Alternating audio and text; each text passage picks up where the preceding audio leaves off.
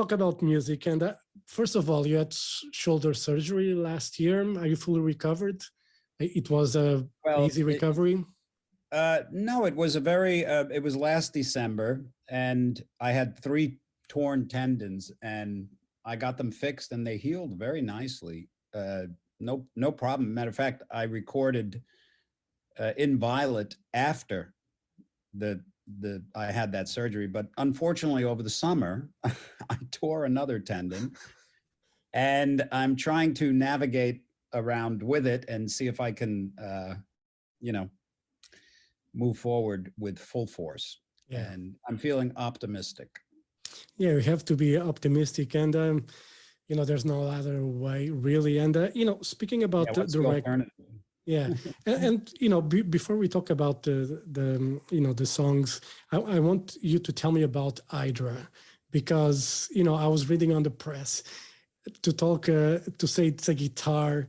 It's it's much more than that. Explain to me, what's the Hydra? Sure. Yeah. Well, I've always liked the idea of multi-neck guitars. I remember when I was a kid, one of the first guitars I bought with my own money, I saved up washing dishes, and it was a double neck Ibanez. Well, it was called a Ventura. And through the years, I've been fascinated. I've had various kinds of double and triple neck guitars made, but I never really used them in the way that I was envisioning, where they're one instrument, as opposed to, I'm going to play on this neck, and then I'm going to play on this neck, and then I'm going to play, you know what I mean? So I've always wanted to create a piece of music that really utilized a multi-neck guitar in an integrated way with the song, And probably about 5 years ago, I was watching a Mad Max movie. And there was this one scene where they're going through the desert, and there's a guy strapped to the front of a truck, and he's playing this guitar. You know that scene? Yeah. Well, I thought that is cool, man, but it's fake. It's a movie. I'm going to do it right. So right at that moment, I kind of got the idea, sort of an idea for this guitar that I wanted to build that I can write this song on. So the idea was to have a guitar that had a 12-string neck that was half fretless, a 7-string neck, a bass, a 3/4-inch bass neck with 2 strings fretless, and these harp strings. Now, I didn't know what it was going to look like, but I was really into steampunk fashion at the time. So I got some stuff, some steampunk style paraphernalia and my idea, and I sent it to Ibanez, and they did a rendering of the Hydra, and they sent it to me, and I just couldn't even believe it. I was like, you guys are going to build that, really? And they were so excited. They threw all convention away, because they can be kind of conservative, but man, I can't believe how they went to the wall. These guys were so excited when they started to make this guitar. And it took about 3 years, to go back and forth. And they actually made a prototype. I have a prototype Hydra. And finally, I got this guitar in the mail, and it was delivered to me. And I opened it up, and I looked at it, and I just thought, holy jeez, this is both incredible and intimidating, because I knew I had to write this piece of music. And they had really put great care into making this and added things that I didn't even know about until I got the guitar, like a whole synthesizer section. And I requested certain things, but I wasn't sure if they were going to make it, like piezo's, sustainers. It's got this little sample and hold potential. And in the beginning, originally, I wanted to put these smoke blowers on it that blow big wads of smoke. Hey, come on, this is theater. I'm an entertainer. Yeah. And the original renditions had the blowers on it, but those are separate. So we haven't built those yet. And I don't know if we'll get to it this time around, but I had the guitar and I set it up on a stand in my studio, and just was like, I'd walk past it every day for like a year. And I knew that I was going to have to write this song. I didn't even know what the song was. I just had a kind of a visual, you know, that of just making it work. And the song needed to sound like a piece of music and not a novelty or a gimmick, you know. And it had to have first, even before the fact that I wanted to play it on a multi-neck guitar, I knew the song that I was going to write had to have, first and foremost, a good melody. You know, if you don't have a good melody, the song doesn't have holding power. Yeah. You know, and I knew I wanted the melody to sound uninterrupted, linear, which that's where all the challenge came from. Because when you listen to the song, Teeth of the Hydra, all the bass that you hear, all the 7-string, all the 12-string, all the harp stuff, that's all the Hydra in one performance. So I did it in sections. You know, I got behind the Hydra, and at first I thought, I carved out 6 weeks of time, and I said, what have I done? What was I thinking? I can't do this. I don't have the independence, you know, I get all, and I'm like, and then, you know, the little voice in the background said, shut up and just do it. You got this, you know, you got it. And, you know, when you know you can do something, if you put the time in, yeah, and you just start, the impossible doesn't seem so impossible anymore. And, yeah, and it just starts to, so I sat there and I just pieced it together section by section. And I'm really happy with the way it came out, because it achieved what I wanted to. It sounds like a standalone piece of music that you can enjoy, and you don't even have to understand how it's being performed to enjoy it. But when you see it, but you know, one of the things I admire about you, it's the creative side. It's how you're not, you know, conventional when it comes to like the rock and roll style of making music. You're always looking for sounds. You're always looking for, you know, different ideas to make things work. Are you still looking for the perfect sound, for the perfect tone? Do you think that you will ever achieve that? Or that's the interesting part of being a musician, like to still try to discover new things? Well, it's kind of like a paradox, because you never achieve it, but you're always achieving it. And what I mean by that is, every artist, anybody, whenever you're doing something that you find great interest in, that interest will continue to evolve. It never ends. It will never, you'll never arrive. And this is really good news, because when you are being creative in a particular moment, you're doing the best you can. You're doing the best you can. And that's non-debatable. Some people might say, no, you're not doing the best you can. You're not doing this, this, and this. Well, they're doing the best they can always. Yeah. If you're falling short, you're still doing the best you can in that moment. You might do better later. You might have done better before, but in any event, you're always improving yourself by continuing to evolve your craft. So when you do that, whatever you create in that moment, that's complete in a sense. So like when I finish a song, to me, it's complete. That's it. It's got the best tone that I could have found for that song at that time. I arrived at that time. Am I done? No, because there's always the next one. So it's a beautiful, never ending process. The only thing that fucks it up is your own perspective of things that are wrong about it. Yeah. No, and I'm not talking about the artistic creative things that we use when we're deciding how to build our stuff, you know.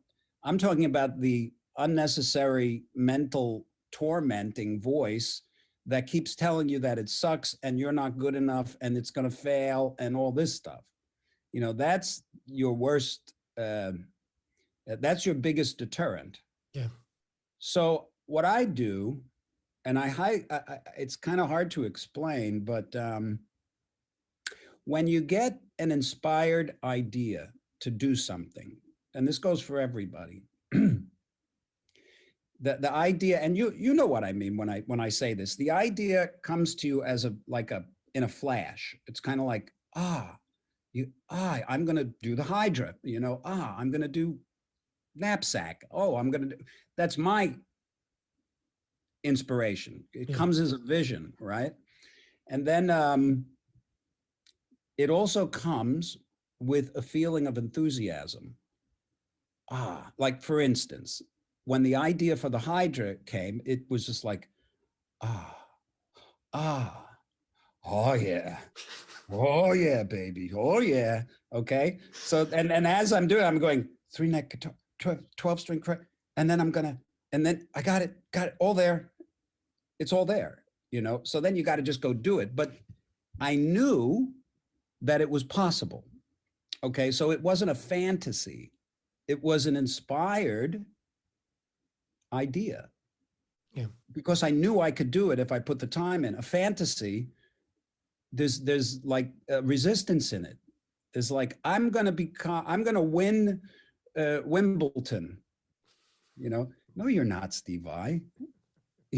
Oh, yes, I am. I'm going to win it. I'm telling you, I'm going to do it. It's all bullshit. No, you're not. You know, it's an impractical fantasy goal. Yeah. But the Hydra, no, that's real. And I'm just referring to the Hydra. I could be referring to the melody in Apollo in Chains, you know, I mean, Apollo in Chains, Apollo in Color, or anything that we do. Yeah. Okay. So when you find that inspiration that feels good, that doesn't have resistance in it, it means that you were inspired by the universe with a tailor-made idea specifically for you. And your joy will be in the manifesting of it. But are you good at editing yourself? Is there a time editing yourself? You know, when you're writing a song, you know, you have these ideas flowing. Are you able to say, you know, the basic idea, you know, what I want is here. I don't need any more sounds of anything. I can just work with this. Are you good at, you know, doing that yourself? Well, I'm good at knowing when what I'm looking for is working. Like when I find something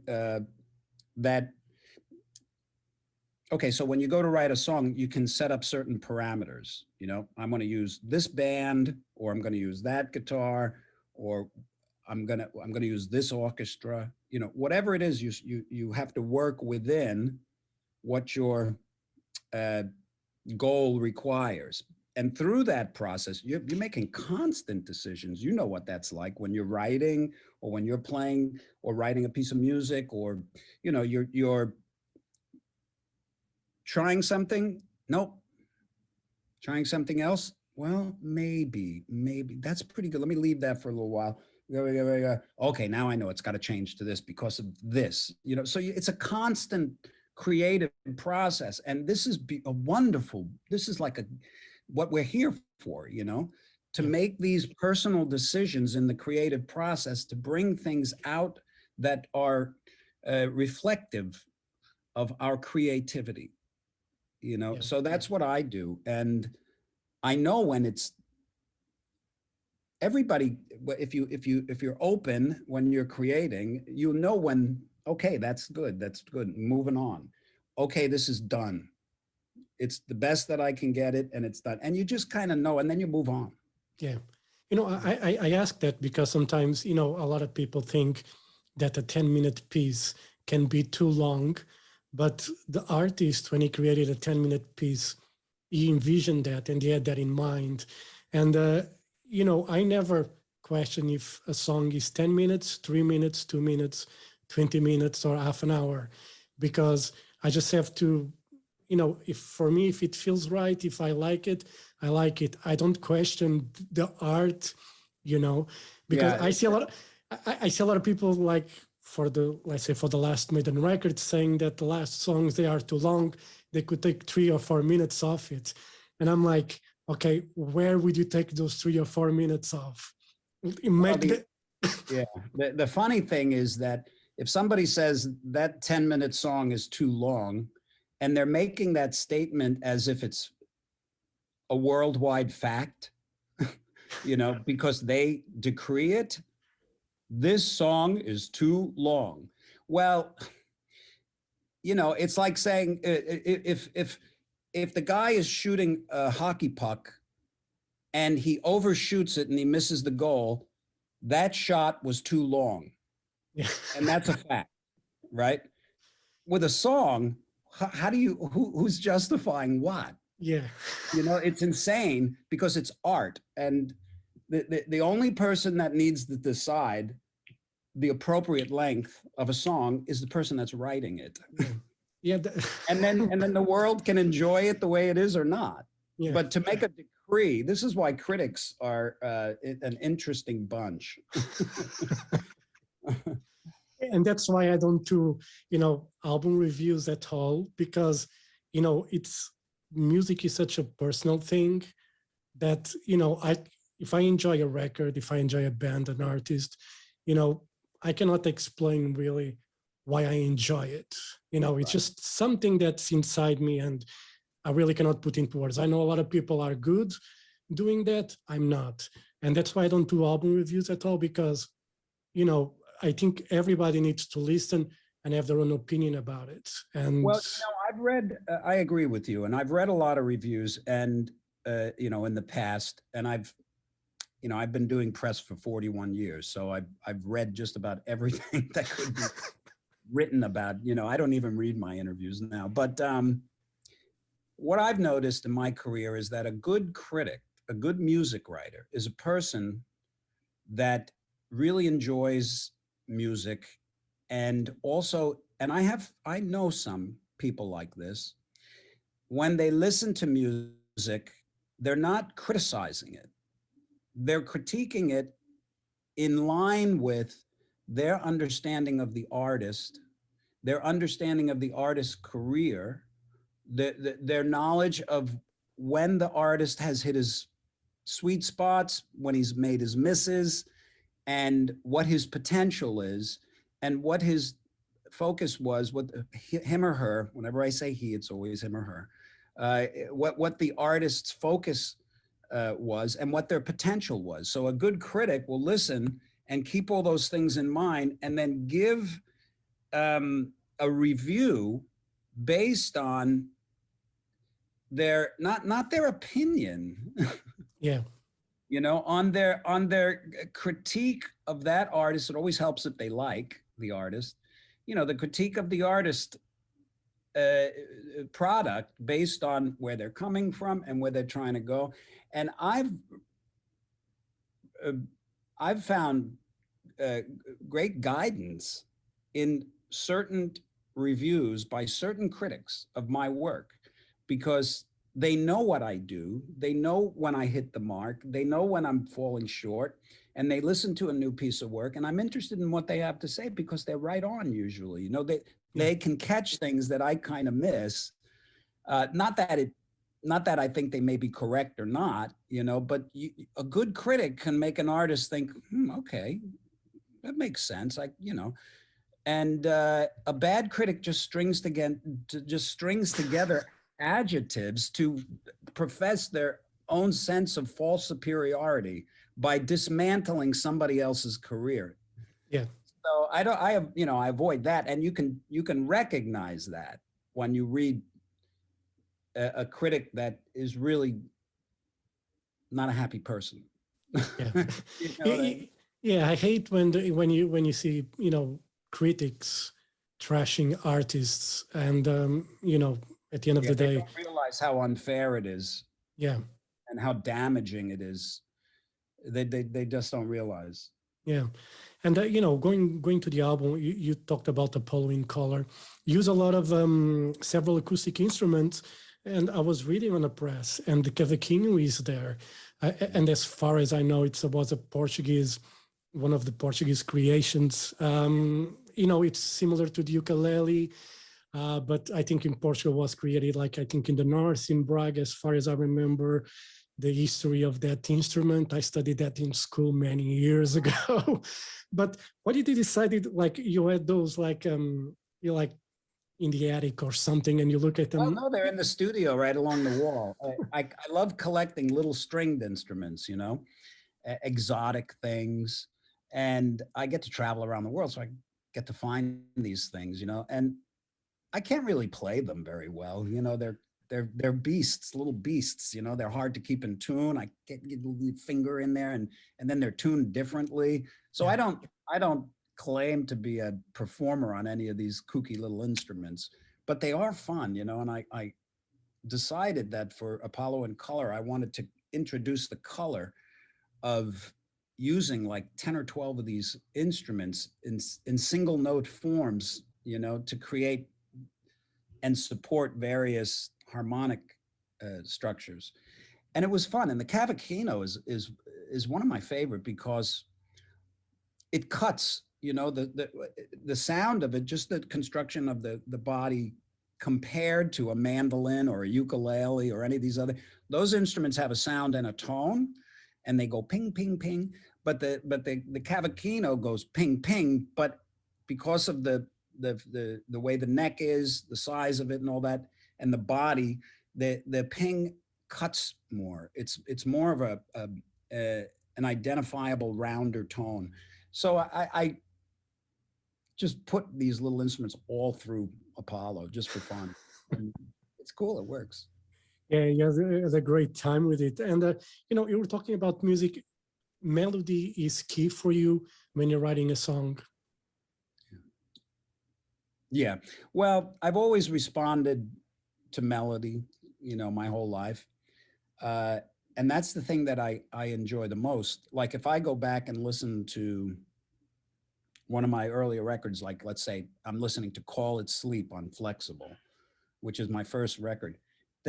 I can listen to that melody over and over and not get tired because it's beautiful and it's a real melody. But then there's a whole section where it's just like kill the guy with the ball. You go crazy. And I love doing that. And you can hear that on Inviolate. For me, number one, there has to be a melody that resonates with me. And a lot of times if I go back and listen to some of my stuff, I might listen as far as through the melody and I stop before it gets to the solo, because the solo's nice, but the melody, and for something like, all the songs, the Hydra, Teeth of the Hydra, there's the melody. I love the melody. That was number one. And the solo, well, the solo is like juggling chainsaws because I'm like, and then something like Zeus and Chains. That's all melody. Yeah. And then the crazy solo stuff and Little Pretty. Little Pretty would mean nothing to me unless it had that. That's like for me, it's the best I can do, and for a melody, and I'm satisfied with it. So done, And then the solo in that one, that's another story. Yes. But so if you go through all the songs, the sort of the protocol for me is write the best melody you can and then tear up the solo section with a melodic sounding solo. Yeah. And occasionally you're allowed to throw in some shred fluff. That's the way I feel. Whereas in the earlier days, it was like more shred, more shred. And now it's like shredded. Yeah. And, speaking of melodies, go back to one of probably what is the most recognizable song from Steve Vai, For the Love of God. That start, it's every concert when you play it, if it's a seated audience, everybody stands up as soon as you start playing that, which is like it's goosebumps, I just get goosebumps. I get the goosebumps when I play it, yeah. Yeah. Do you remember when you were writing that song, were you like immediate in your head was like, this is freaking amazing. You know, I got something special here. No, yes, but you don't know. You know, you don't know. You just I don't think the process for me is much different than most artists, where when you sit down and you start doing something, you go, oh, something's there, you know? So hang on. So I remember I was in the studio recording something, and I got up and I was leaving the room, and there was an acoustic guitar leaning up against the couch. And something said, turn on your cassette, because it was a cassette recorder at the time, turn on your cassette recorder and just start noodling, you know? So I picked up the guitar and I just sang. And as soon as I did that, I said, something's here. And once there's something there, you have to let go and let it take you to where it needs to go, you know? And that's when my inner ear went, so when I went, I knew where what my ear said, you're wanting to hear this. So because I know that a half step from E is F, and that's what I was looking for, I went right to it. But then my inner ear guided me to go, now I know I needed something different. I didn't want to go back to the F. I'm not thinking that. I'm just thinking, where does my ear want to go? You know, and then you go, and I have to search. You know, it's like,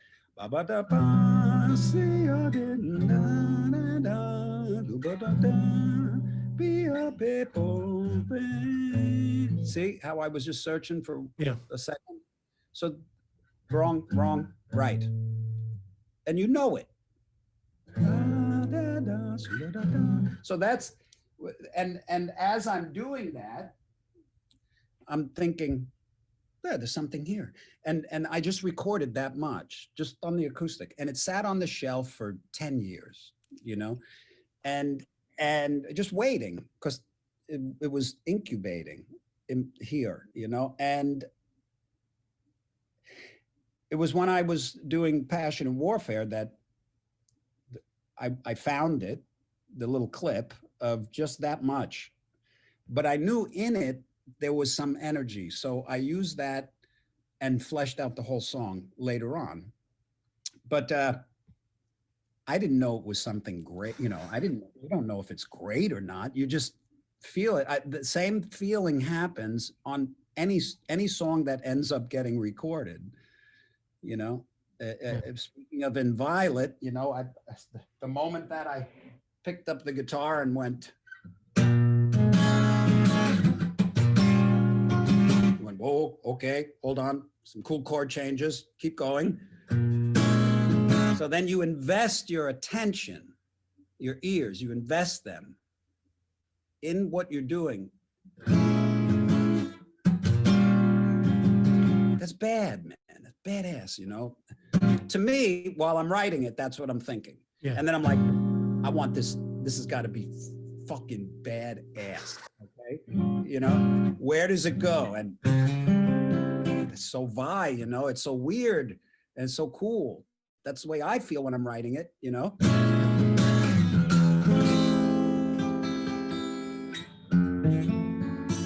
So for me, that's like special.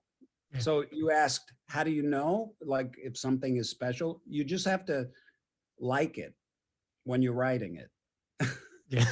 You never know how it's going to turn out. When I finished recording For the Love of God, there was a moment where I almost didn't put it on the record because I thought it was overkill. Somebody said to me, that's just too long. It's too much, it's wanky, and you know, it sounds like you're showing off. So I thought about that for a second, and I thought, yeah, because I'm getting beat up in the press as it is, right? And then on the fourth second, I said, fuck that shit, man. I like this. It's going on the record. No regrets. Steve, Yeah, to wrap it up, you put a photo on Instagram of a band that you were in called Rage, and you said it was your favorite band. Just walk me through that photo quickly and tell me what was so special about that band.